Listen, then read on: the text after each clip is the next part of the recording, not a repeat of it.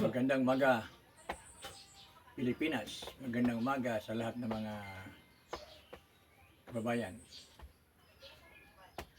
Ngayon po ay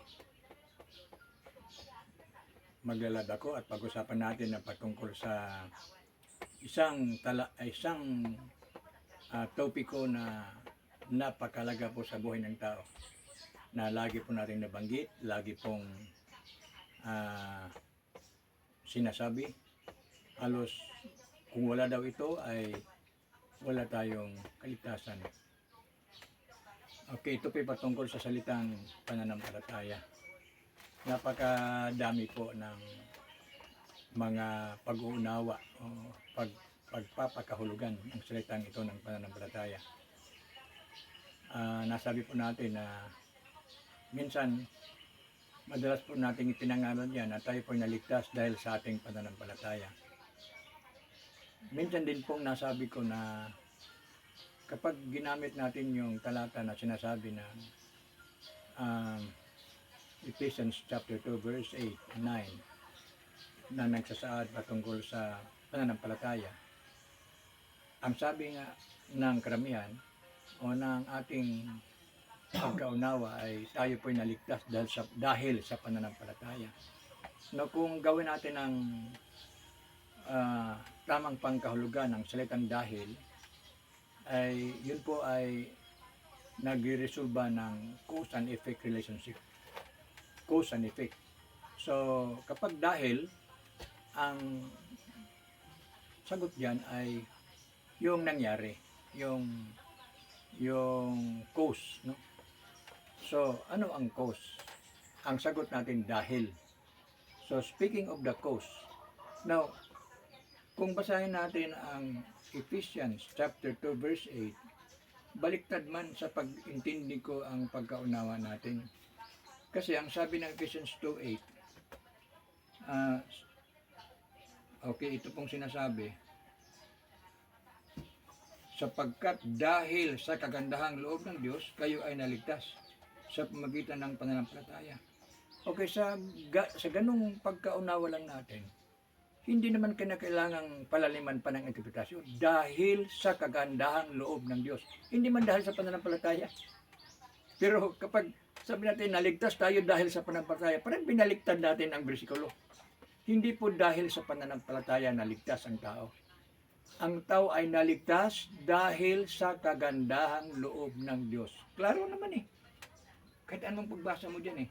Sapagkat dahil sa kagandahang loob ng Diyos, kayo ay naligtas sa pamamagitan ng pananampalataya.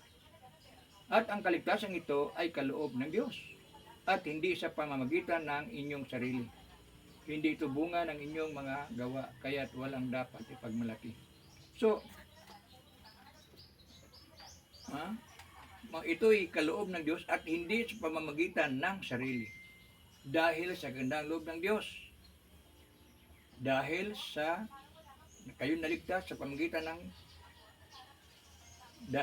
sapagkat dahil sa kagandahang loob ng Diyos, kayo ay naligtas sa pamamagitan. So kung ating titingnan, hindi man tayo abogado, no? Pero naintindihan naman siguro natin yung pamamagitan.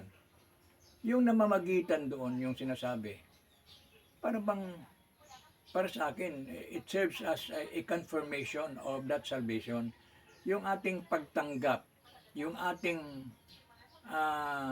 paniniwala, yung ating paniniwala doon sa kaligtasan ay binigay sa atin, kino-confirm lang natin yung kaligtasan. So hindi dahil sa pananampalataya, dahil sa kagandahang loob ng Diyos.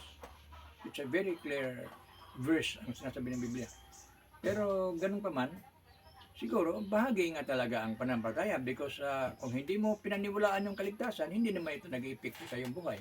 Pero naligtas ka, yun ay kagandahang loob ng Diyos. Kahit na anong gagawin mo ng pananampalataya mo, kung hindi pa dahil sa kagandahang loob ng Diyos, ay wala kang kaligtasan talaga. Wala. So, kahit na anong gawin natin, wala naman tayong magawa, hindi sa ating sariling gawa. Kasi kapag sabihin mong dahil sa pananampalataya mo, ibig sabihin gawa mo na.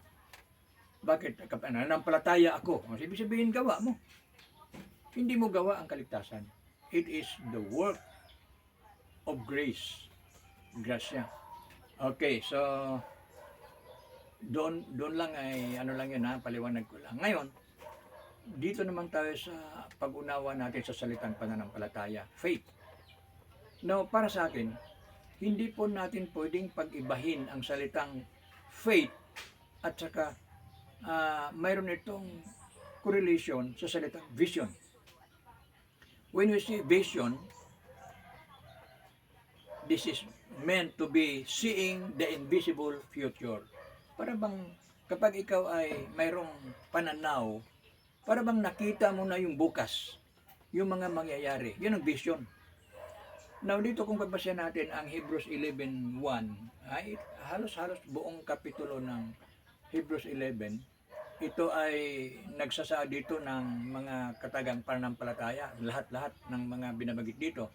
Pananampalataya ni Abraham, pananampalataya sa mga patriarka, pananampalataya ni Moses, no? Halos nandito lahat. So, dito sa versikulo 1 lang, in Hebrews chapter 11,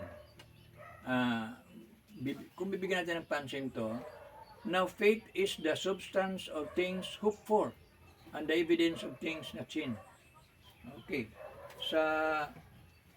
Dito naman sa Bisaya na Tagalog, ang pananampalataya ay pagtitiwala sa mangyayari ang ating mga inaasahan at katiyakan tungkol sa mga bagay na hindi nakikita. Okay, ano bang ibig sabihin doon? So, doon na kay pananaw, doon na kay vision. Kaya ako sinasabi na related eh. Kasi, anong nakikita mo sa unahan? So, ang ating nakita sa unahan ay ang promises. It's the promises of God. Ang mga promises, ang mga, anong tawag dito sa Bisaya, yung mga pangako ng Diyos. At saka yung ating pagkakilala sa Diyos. Hindi naman ika-apply sa buhay mo ng salitang pananampalataya kung ikaw ay hindi nakakilala ng Diyos. Faith is not related o nonsense or anong sabi nito natin. Kapag ikaw ay hindi naglilingkod sa Diyos, hindi applicable ang faith.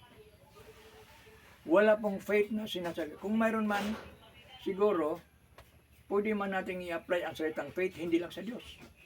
Pwede mong i-apply ang faith sa tao. Sabihin mo, sa sobrang tiwala mo sa isang tao, naniniwala ka at nagtitiwala ka. Kasi minsan po, sinasabi ko pa na ang salitang faith ay ginagawan ko ng mathematical sentence. Ano yung kung sa mathematics pa.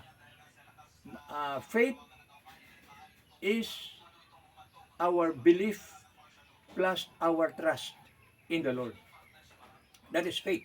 Now, sabihin natin, faith is the belief and trust. Now, you can apply it sa sanglibutan, pwede mong i-apply sa tao, pwede mong i-apply sa human, pwede mong i-apply. Pero kapag ang paniniwala mo at pagtitiwala mo ay ini-apply mo sa Diyos, yes, you have that vision na mangyayari ang mga promises ng Diyos sa buhay mo. It's a vision na nakikita natin, nabasa natin sa Biblia. Ang sabi pa naman ng Romans 10:17, faith cometh by hearing and hearing the word of God.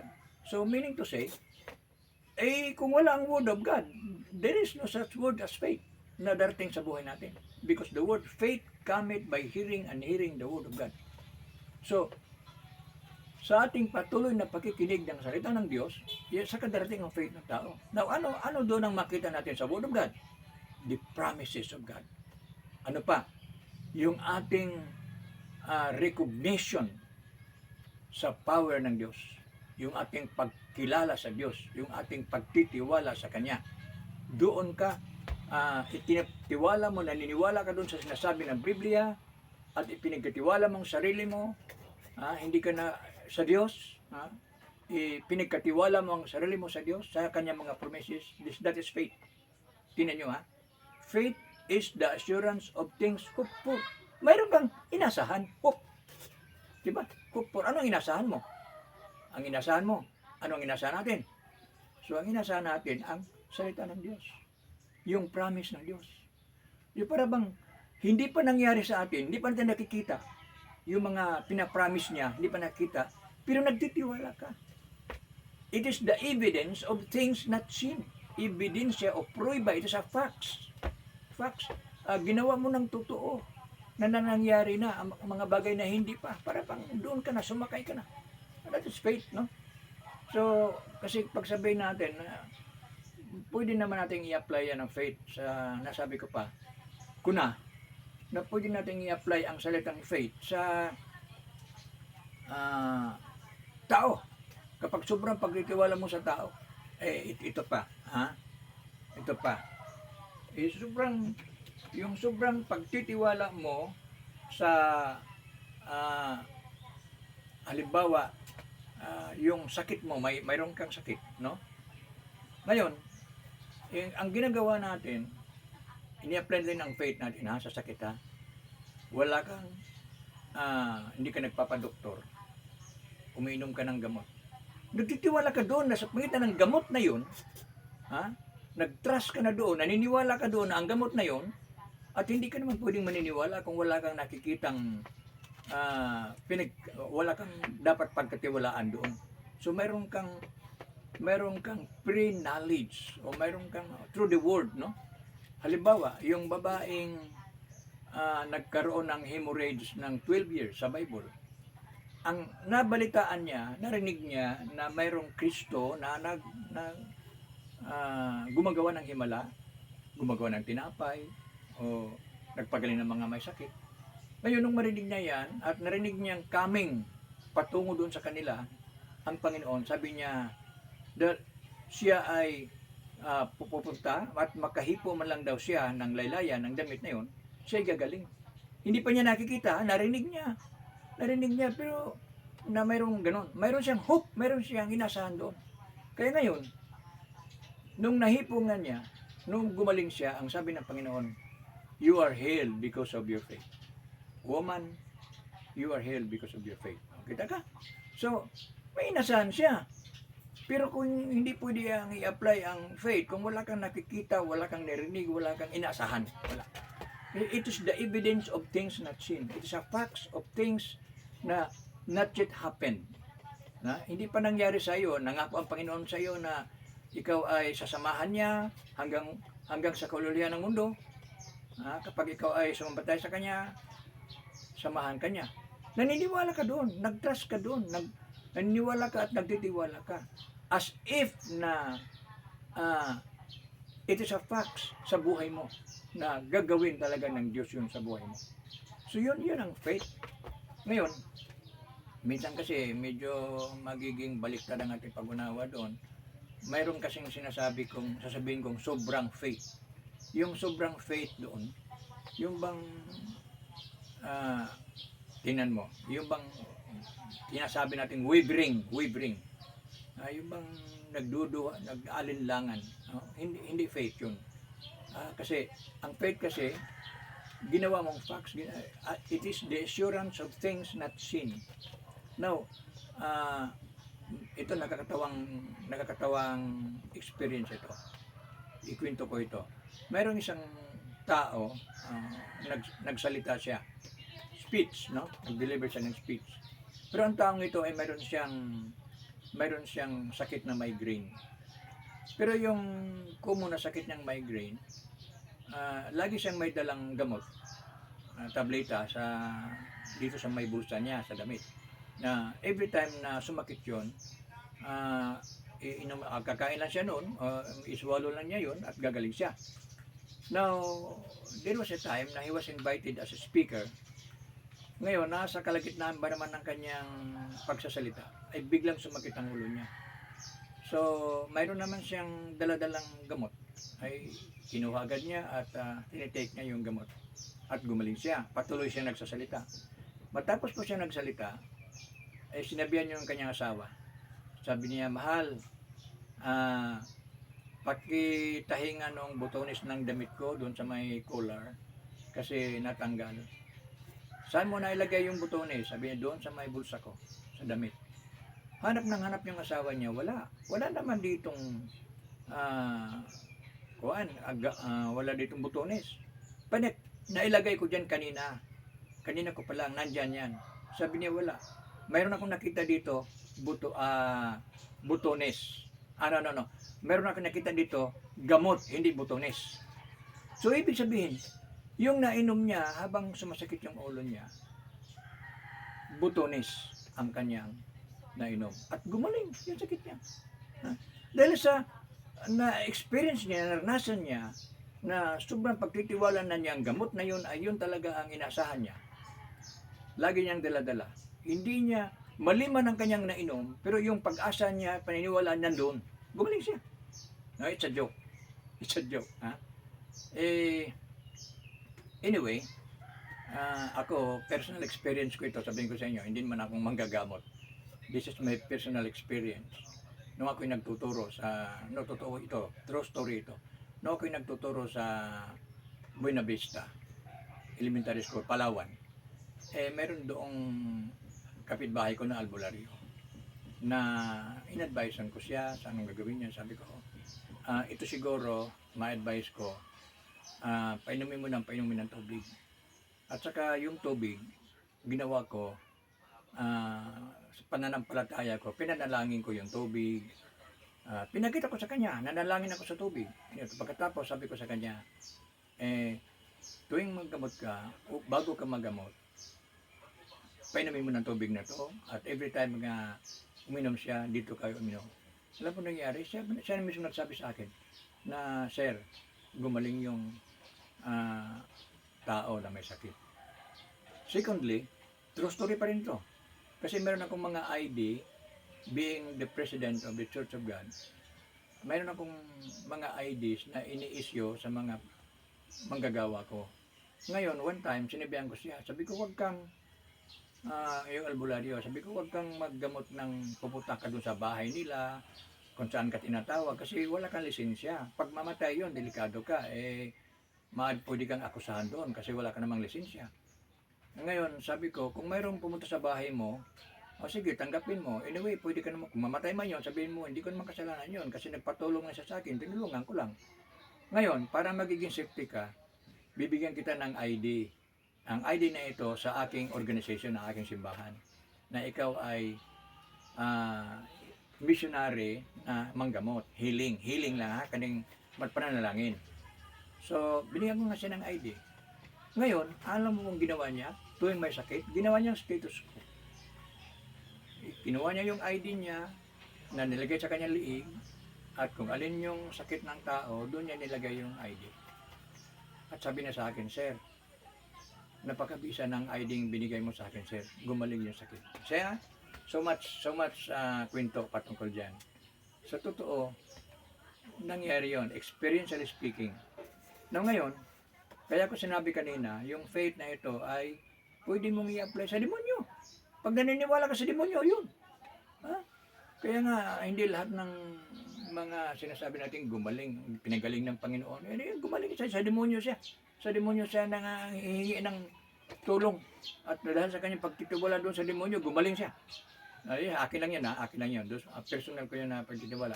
Kasi ini-apply ko yun, yung salitang faith. It is the assurance of things hoped for and the evidence of things not seen. Pwedeng gagawin yun. Mayroong mga, tingnan mo, hindi na ako magbanggit ng mga leader ng mga religious group.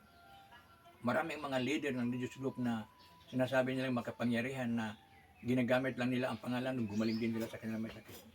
Pero ang totoo lang, yun ay mga panandalian lang o temporal o kaya sabihin natin partial, no? Pero ang masabi ko, kapag dito mo ini-apply kay Lord God, Jesus Christ, kapag dito mo ini-apply yung faith mo, yan po ay eternal. Yan po ay hindi partial. Yan po ay eternal. So, ibig sabihin, yun ang totoong kagalingan na makukuha natin. So, kaya natin, yung ating faith, ang masabi ko lang, please, do not apply it to people. Do not apply it to human. Do not apply it to anybody, but apply it to the Lord. Doon lang natin gamitin yung ating pananampalataya. Anong sinasabi ng John chapter 14, verse 1? Huwag kayong magugulumihanan, manalig lang kayo sa akin, manalig kayo sa aking Ama. So, no worry, no problem. Manalig lang tayo. Kanino? Hindi sa tao, hindi kay kanino man, kundi manalig tayo sa kay Jesus Christ, manalig tayo sa Diyos Ama. And that is faith. Now dito, nabanggit ko kanina yung salitang vision na hindi pwedeng paghiwalayin ang salitang faith at salitang vision. It is often called as, sabihin natin, vision. Nagsasa dito na yung ating pananaw, ginawa mong doon ka nagtatrust talaga, yung vision mo. It is most impossible to separate faith and vision. Yung ating mga leader ng ating mga mananampalataya, no, sa Bible, leaders, nangamatay sila, although they didn't receive the tangible fulfillment of God's promises, and yet they did see them from a distance. Nakita nila sa malayo yung mga pangako ni Lord. And these ancient men and women of God, of faith, continue to lead the way because of their, ang nakita natin, number one is vision.